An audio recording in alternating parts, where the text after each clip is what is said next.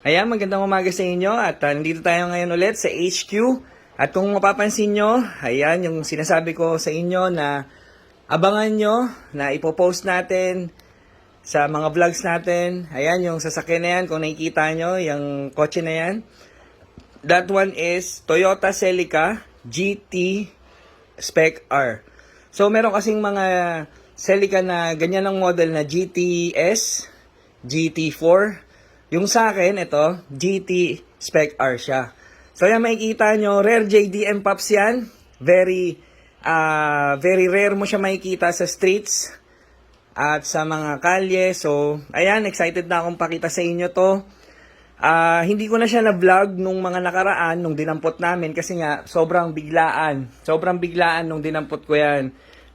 Dito lang din naman sa Bacoor yan namin nakuha. Nung nakita ko kasi siya, tinakbo agad namin. So, hindi ganyan yung ride height niya nung kinuha ko yan. Kung makikita nyo, naka-lowered na siya, nakatindig na siya. Pina-lowered ko na yan. The day na nakuha ko siya, pinaayos ko lahat ng mga pang-ilalim niya. So, napakaganda naman akbo. At swerte natin, maayos ang body niya. Swerte din natin, maayos ang engine niya. So, konting himas na lang ang gagawin ko dito. Unfortunately, ito ang kailangan nating i-address. Basag ang back glass niya. Kung makikita nyo, ito ang kailangan kong gawin. So, today samahan nyo ako. Pupunta tayo ngayon sa Indang, Cavite. Meron ako nakita na nagbebenta nito. May mga collection din siya ng mga Celica na ganitong model at ibang version din. So, swerte natin, nakahanap tayo ng ganyan kasi mahirap na maghanap niyan.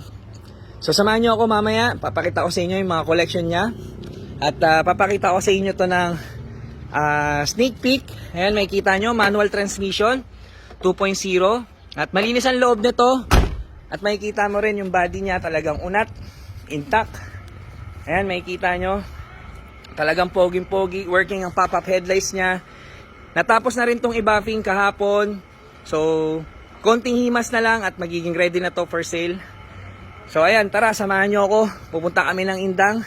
Gagamitin ko tong sasakyan ng utol ko para doon namin ikakarga sa taas yung back glass na bibili natin yan. Bali, nagtanong na kasi ako sa Agila. So, wala kasi sila na stock niyan.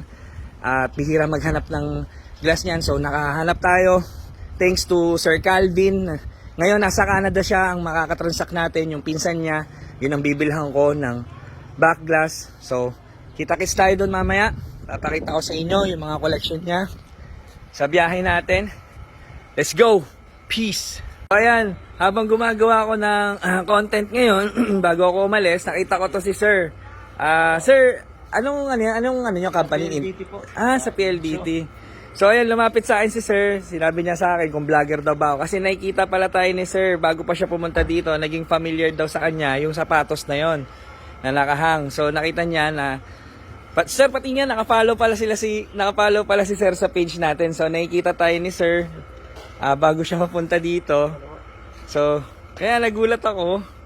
So, ayan, nakapalo pala siya sa Sir's Garage. So, Sir, salamat, Sir. Thank you. So, Sir, teka, antay mo ako. Bibigyan kita ng t-shirt. Tara, halika dito. Mahilig ka rin ba sa kotse, boss? Mahilig po, sir. Halika. Bibigyan kita ng... Wala kami po pinyo dito eh, di ba? Tsaka yung pulak. Oo, boss. Teka, ano bang mabibigay ko sa'yo? Teka. Ayan, si Sir, nakakatuwa. Nakilala niya tayo. Magre-repair lang sila ng internet dyan. So, binigyan ko siya ng t-shirt. Ayan, Sir. Salamat, Sir. Salamat po. Salamat po. Thank you. Alright, on the way na tayo. Dito pa tayo ngayon sa Imus. Ayan, Park Place Village. Ayan, padasma na tayo maya-maya. Isang oras ang biyahe natin. Mahigit. Ayan, sama ko ulit si paring Tuweng. Hey! Tuweng in the house, yo. Let's go. Uy, medyo malabundok-bundukin na dito, Maliblib, kumbaga. Malabundukin ang inaabot ng tropa.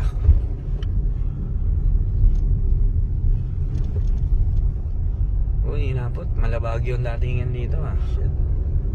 Ayun, sukal na dyan. Alright, dumating na tayo sa location. Dito daw tayo papasok sa Driftwoods. Yan, Driftwoods Action Park. Hindi natin alam kung ano ang dyan sa loob. Let's see. Pasok lang daw tayo eh. Tapos pag ayos dito. Pagdating lang ng Kawayanan, kanan. Anong Kawayanan? Uy, uy, uy, uy, uy, uy, uy, grabe dito. Solid dito. Anong Kawayanan? Solid dito ah. Ganda ng spot ni sir oh. Yung pagkukuha na natin ng parts. Ito, ganda dito. Ayun si sir. Kumakaway-kaway si sir. Ayun oh. Alright. Siguro nilinis. Hindi niya pa nililinis. So pwede mag-park dito. Galing naman dito. Para pa tayong nag-tour-tour. Uy nga. Oh shit, kapag-park pa. Kapag-park pa, alright. Nakarating na tayo dito sa location. Grabe, ang ganda ng spot ni sir. Ayan, kung makikita nyo. Very, very nature ang feels. Para siyang ano eh. Park. Yon, boss. Woo! Malayo-layo aming pinanggalingan. May mga ano pala dito. May mga mugs din dun, oh. Nice one. Ito na. Ito yung mga Celica ni sir. I'm not sure kung ito ay 4th gen. Ayan, 4th gen. Tapos ito 5th gen yung katulad nung sa atin, nakabalot. Ito, another 4th gen. So may dalawa siyang 4th gen na Celica. Ayan, tapos ito, I'm not sure kung 3rd gen to. 4th gen din yata. 4th gen, 4th gen, 4th gen. So mga project car yata to ni sir. Ito, hindi ko sure kung 1st gen o 2nd gen. Hunigan. Uy. Grabe. Sir! Oh, sir, sinama ko sa vlog. Ikaw yung pinsan ni Calvin. Okay, nice to meet you, sir. Sir, sinabi ko naman kay Calvin, ipapakita ko yung yung mga tao dito sa mga collection niya, no? Sige, solid. Angas dito ah. Ito yung last generation ng Celica, yung 7th gen. Yan, may kita nyo. Ito yung 7th gen na Celica. Ito yung huling generation na nilabas ng Celica, tapos pinace out na nila. Bali yan. Meron din pala si sir na to. Kay sir din to? Opo. Grabe, no? Ito Mustang. Sa father po. Sa airpot niya. Grabe. Actually, ang history ng Celica, nung nilabas ang Mustang sa Amerika, nakita ng market sa Amerika na nakita ng Toyota yung market sa Amerika ng Mustang na talagang itinangkilik. So, kailangan naisip ng Toyota na gumawa sila ng something na tatapat nila sa Mustang. Kaya ayun, gumawa sila ng Celica. Yun yung nanood ko na history ng Celica. Kaya medyo may pagkahawig sa Mustang ang Celica. Yan ang parang pinagbasihan ng Celica, yung Mustang. So ito yung 5th gen ni sir, nakatulad nung sa atin. Ayan. I'm not so sure pero ST185 yata to. ST185. Mas rare or parang mas ito yung Red interior. Red interior. Kunin ko susi. Parang sige. So parang siya, mas top of the line siguro, parang gano'n. Yung sa atin kasi ST183. Pero rare pa rin naman yon. Actually lahat to rare. Yan, mga rare yan. Kumbaga, very often na makikita ka niyan sa road, sa street, kasi nga, collector's item yan.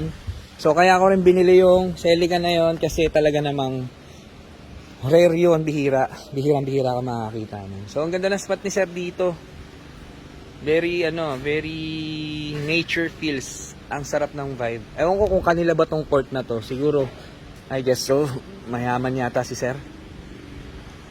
Ayan, puro Celica ba naman sa sasakyan mo, tapos may Mustang yung father mo. Siguro naman talagang mayaman talaga sila. So, ito yung binili kong item. Back glass. So, bihirang-bihira ka makakahanap niyan kasi nagtanong na ako sa Agila. Hindi talaga sila nagbebenta ng ganyan. Meron sila windshield pero yung back glass, bihira makahanap. So, ayan. Dito na kami. hindi ko na sinama tong wing. Hindi ko na kukunin yung wing. Ang kinuha ko lang talaga is yung salamin. Pero isasama na nila sa akin tong panel na to. So ayan. Sobrang chill dito. Grabe. Big timers sila sir. Ito papakita ni sir yung loob ng 5th gen nila na Celica. So ST185 to sir, no? ST185. Tara, pop the hood. Check natin. Papang. Bone stock po yan. Bone stock, no? Turbo. Opo. Naka-turbo siya na stock. Grabe. Current project namin na ready to go. Ayun. Sige. Next natin yan. Ayan, o. Makikita nyo. ST185. Yung sa akin, ST183. So, ito yung parang mas higher version. Pero, regardless, lahat naman yan ay rare. So, yung hawak ko is rare din naman. Pero, mas mas top of the line. Sige, pakita natin yung loob. Solid to. Yun. Grabe, o nga, no? Red interior. Medyo against the light, pero makikita nyo. Grabe, red interior. Solid. Grabe. Big time si sir. Ang ganda ng loob, intact pa. Legit low mileage po siya. Ah, ilan ang mileage nito? Around 70k po yan. 70? 20k. 20k. Grabe, ang baba nun, ha? 22,000 po. Ang baba nun, Legit po siya. 22,000. Original. So, shout out to sa Sir Calvin. Grabe, mga collection mo dito, sir. Ang baba ng mileage, 22,000. Talagang, mataas ang value nito. Kung i-value natin to sa sakyan na to, panalo. Tsaka intact ang interior niya, no? Ang ganda pa. All track. 4-wheel drive ba yung ganito? Ito yung tinatawag na 4-wheel drive. 4-wheel drive. Ewan ko kung yung sa 4WS 4-wheel steering ba yun? 4-wheel steering po. Yata. Yung sa akin, 4-wheel steering yung sa akin yata. Hindi ko sigurado. Itong pogi nito, parang 370, no? 370Z. Parang 350Z. Actually, ang katapat ng Celica sa Nissan, ang tinapat ni Nissan kay Celica is yung Z. Yung mga Z nila. Yung 350Z, 370Z. Yan, yung mga Fair Lady nila. Yun ang tinapat nila sa Celica. Kaya, tingnan mo, mapapansin mo, hawig din siya sa 350Z. Kasi ang nauna talaga maglabas ng mga ganitong variant ng mga sports car na parang siya na hindi siya ganun ka sobrang lakas na sports car. Kumbaga, ito ang nilabas ni Toyota, yung Celica. Tapos, pilit siyang ginaya ng mga ibang brand. So, gumawa si Honda ng Prelude, gumawa si Nissan ng Fair Lady. So, di nila ma-match ang Celica. Kaya, ayun, very successful itong mga to. Kumbaga, solid ang mga collection ni sir. So, ayan, lilinisin muna namin to at titignan namin, figure out namin paano namin ikakarga sa sasakyan. Kasi medyo malaki to, sana kasya sa loob. So, ayan.